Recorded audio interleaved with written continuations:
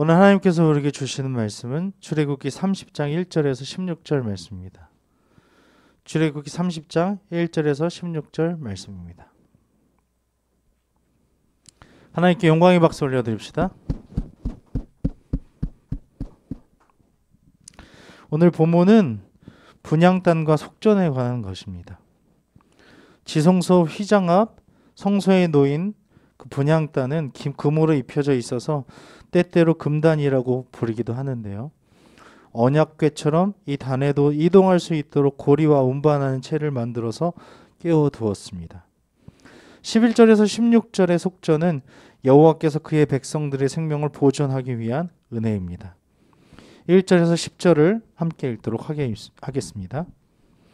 너는 분향할 제단을 만들지니 곧 조각목으로 만들되 길이가 한 규빗, 너비가 한 규빗으로 네모가 반듯하게 하고 높이는 2규빗으로 하며 그 뿔을 그것과 이어지게 하고 제단 상면과 전후 좌우면과 뿔을 순금으로 싸고 주위에 금태를 둘을 치며 금태 아래 양쪽에 금고리 둘을 만들되 곧 그 양쪽에 만들지니 이는 제단을 매는 채는 꿰을 곳이며 그 채를 조각목으로 만들고 금으로 싸고 그 제단을 증거계 위 속죄소 맞은편 곧 증거계 앞에 있는 회장 밖에 두라. 그 속죄소는 내가 너와 만날 곳이며 아론이 아침마다 그 위에 향기로운 향을 사르되 등불을 손질할 때에 살을 치며 또 저녁 때 등불을 켤 때에 살을 치니 이 향은 너희가 대대로 여호와 앞에 끊지 못할지며 너희는 그 위에 다른 향을 사르지 말며 번제나 소제를 드리지 말며 전제에 술을 붓지 말며 아론이 1년에 한 번씩 이 향단 뿔을 위하여 속죄하되 속죄제의 피로 1년에 한 번씩 대대로 속죄할지니라. 이 제단은 여호와께 지극히 거룩하니라. 아멘. 분향단이라고 나오는데 1절에 보면 이 분향단은 하나님께 향을 태워 올리기 위한 제단으로서 조각목으로 만든 후에 순금으로 싸고 주위에 금태를 둘렀습니다. 크기는 가로와 세로가 각각 45cm, 높이가 90cm 정도입니다. 직사각형의 정육면체 정도로 되어 있겠죠. 지성소의 휘장 밖에 곧 지성소 입구에 놓여졌는데 제사장은 아침 저녁으로 이 분향단에 향을 살라서 향불이 되도록 꺼지지 않도록 해야 했다는 것입니다. 여호와께서 가르쳐 주신 대로 만든 그 특별한 성분의 향만 사용하게 하셨는데 이 분향단에서 또한 향단을 그 속죄소 가까이 두어서 하나님을 만나는 동안 아침 저녁으로 계속해서 향을 피우도록 했습니다. 따라서 언약궤가 있고 하나님의 통치가 계속되는 한 이 일은 계속되었다는 것입니다. 특히 분향은 기도의 상징입니다. 누가복음 1장이나 계시록 5장이나 8장 시편 141편 2절 정도에 보시면 하나님께서는 자기 백성의 이방인의 종교 관습을 따르지 않고 자신을 섬기도록 바른 경배의 방법을 친히 정하셨습니다. 우리 모두는 하나님의 뜻을 바로 알고 바른 방법으로 하나님을 섬기는 하나님의 자녀들입니다. 이렇게 섬기기를 주님의 이름으로 축원합니다. 아멘. 11절에서 12절을 함께 읽겠습니다. 여호와께서 모세에게 말씀하여 이르시되 네가 이스라엘 자손의 수요를 조사할 때에 조사받은 각 사람은 그들을 계수할 때에 자기의 생명의 속전을 여호와께 드릴지니 이는 그것을 계수할 때에 그들 중에 질병이 없게 하려 함이라. 이 생명의 속전이라는 것이 나옵니다. 이 생명의 속전은 애굽에서 종살이하던 이스라엘을 구원해 주신 하나님의 출애굽 사건에서 비롯된 법규인데요. 곧 영원히 죽을 수밖에 없는 상태에서 건져내어서 죄를 덮어주고 새 생명을 주신 하나님의 은혜에 감사하여 드리는 그 일종의 배상금과 같은 것이었습니다. 그러므로 하나님께 구원의 은혜를 입은 이스라엘 백성들은 은화 5g 정도의 반세겔의 금액을 반드시 하나님께 바쳐야 했습니다. 그리고 백성의 인구를 계수하는 일이 나옵니다.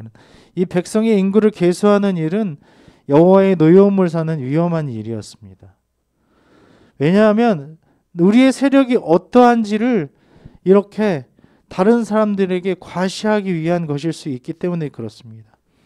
따라서 이스라엘이 필요한 일로 백성을 계수할 때에 20세 이상 된 남자이면 생명의 속전을 내도록 했다는 것입니다. 이것은 모든 생명이 하나님의 것으로 간주되었기 때문에 생명의 속전을 낸 것입니다. 우리의 생명은 누구에게 속해 있습니까? 우리의 생명이 하나님의 것임을 인정하시기를 바랍니다. 하나님의 것임을 기억하면서 생명의 속전으로 매일의 삶을 하나님께 온전히 드리시기를 주님의 이름으로 축원합니다. 아멘. 15절을 함께 읽겠습니다. 너희의 생명을 대속하기 위하여 여호와께 드릴 때에 부자라고 반세겔에서 더 내지 말고 가난한 자라고 덜 내지 말지며. 하나님께서는 부자와 가난한 자에게 동일한 속전을 요구하십니다. 이것은 부자나 가난한 자 모두 같은 하나님의 백성이기 때문에 그렇습니다. 우리는 어떠합니까? 돈이나 학벌, 사회적 지위에 따라서 함부로 생각하고 차별해서 대하지는 않습니까? 또 하나님께 그렇게 경배를 드리고 있지는 않습니까? 내가 이만큼을 내드릴게요 하고 하나님께 그렇게 대우하고 있지는 않습니까? 야고보서 2장 1절에서 10절을 보면 차별이 아닌 이웃 사랑하기를 자기 몸처럼 사랑해라 이렇게 말씀하시는 것처럼 사랑하기를 바랍니다. 단 우리가 어떠한 사람이니까 하나님께 예배를 드립니다라고 예배하는 것이 아니라 우리가 그럼에도 불구하고 내가 이러한 죄인임에도 불구하고 이렇게 정말 땅바닥에 있는 사람인데도 불구하고 하나님께 예배할 수밖에 없어서 너무 감사합니다. 예배할 수 있어서 감사합니다라는 그런 마음을 가지고 하나님께 경배하며 예배하는 삶이 되기를 소원합니다. 16절을 함께 읽겠습니다. 너는 이스라엘 자손에게서 속전을 취하여 회목 봉사에 쓰라. 이것이 여호와 앞에서 이스라엘 자손의 기념이 되어서 너희의 생명을 대속하리라. 아멘. 여호와께서는 생명의 속전을 회막 봉사에 쓰도록 명령하십니다. 모든 백성이 회막을 위해 봉사하지는 않지만 속전을 내므로 회막 봉사에 함께 동참하게 하셨습니다. 따라서 회막 봉사는 특정한 사람들만 하는 일이 아니었습니다. 다른 방법으로 몸으로 물질로 여러 가지 할 수 있는 일들로 그런 방법으로 참여할 수 있었다는 것입니다. 우리는 하나님 일에 어떻게 참여하고 있습니까? 하나님을 어떻게 섬기고 있습니까? 경배하고 있습니까? 여호와를 섬기는 데 필요한 모든 것을 하나님께서 친히 공급하실 줄로 믿습니다. 아멘. 그렇다고 해서 다른 걸 다 내팽개치고 하나님만 섬기라는 것은 아닙니다. 하나님 우리에게 주신 모든 것들을 잘 섬기는 것, 잘 관리하는 것, 이것 또한 하나님을 예배하는 것입니다.